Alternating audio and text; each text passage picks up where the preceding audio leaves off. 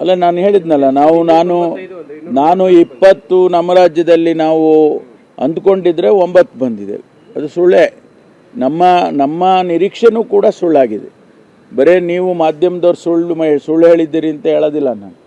ನಮ್ಮ ನಿರೀಕ್ಷೆನೂ ಕೂಡ ಕಡಿಮೆ ಆಗಿದೆ. ಹಾಗಾಗಿ ನಾವು ನೀವೆಲ್ಲ ಒಂದೇ ಪ್ಲಾಟ್ಫಾರ್ಮಿಗೆ ಸೇರಿದಂಗೆ ಆಗುತ್ತೆ.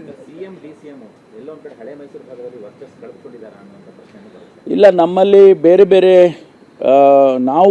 ನಮ್ಮ ಕ್ಯಾಲ್ಕುಲೇಷನ್ಸು ಬೇರೆ ಬೇರೆ ರೀತಿಯಲ್ಲಿ ನಾವು ಅಂದಾಜು ಮಾಡಿದ್ದು. ಅದು ಒಂದಿಷ್ಟು ಏರುಪೇರಾಗಿದೆ. ಪರ್ಸೆಂಟೇಜ್ ನೋಡಿದರೆ ಒಂದಿಷ್ಟು ಏರುಪೇರಾಗಿದೆ. ನಮಗೆ ಇನ್ನೂ 4 ಸೀಟು ಸ್ವಲ್ಪ ಶ್ರಮ ಹಾಕಿದರೆ ಇನ್ನೊಂದು 4 ಸೀಟು ಖಂಡಿತವಾಗಿ ಬರ್ತಾಯಿತ್ತು. ಯಾಕೆಂದರೆ ಅವರು 50,000 ಒಳಗಡೆ ಯಾರು ಗೆದ್ದಿದ್ದಾರೆ ಅಥವಾ ಸೋತಿದ್ದಾರೆ ಅವರು ಗೆದ್ದುವಂಥ ಚಾನ್ಸಸ್ ಇತ್ತು. ಇನ್ನೊಂದಿಷ್ಟು ಶ್ರಮ ಹಾಕಿದರೆ ಅದು ಆಗಲಿಲ್ಲ.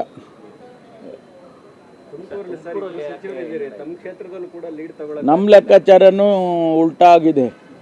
ನಾವು 100ಕ್ಕೆ 100 ನಾವು ಗೆದ್ದಿದ್ದೇವೆ ಅನ್ನೋ ವಿಶ್ವಾಸ ನಮಗಿತ್ತು. ತುಮಕೂರಿನಲ್ಲಿ ಗೆದ್ದಿತೀವಿ, ಮುದ್ದನ್ಮೇಗೌಡರು ಗೆದ್ದಿತಾರೆ ಅನ್ನುವಂಥ ವಿಶ್ವಾಸ ನಮಗಿತ್ತು. ಆದರೆ ನಮ್ಮ ಲೆಕ್ಕಾಚಾರ ಸ್ವಲ್ಪ ಏರ್ಪೇರಾಗಿದೆ. ಅದಕ್ಕೆ ಮಾನ್ಯ ರಾಜಣ್ಣವರು ನಾನು ಇಬ್ಬರೂ ಕೂಡ ನಮ್ಮ ಪಕ್ಷದ ಮುಖಂಡರುಗಳಿಗೆ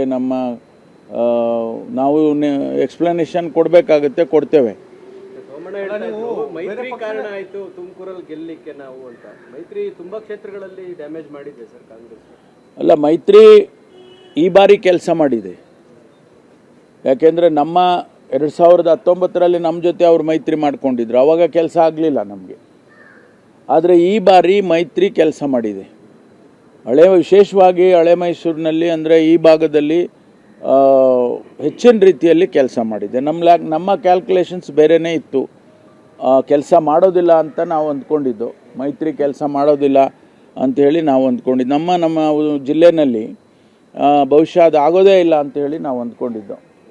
ಅದು ಆಗಿದೆ. ಈಗ ಭಾಳ ಜೋರಾಗೇ ಆಗಿದೆ.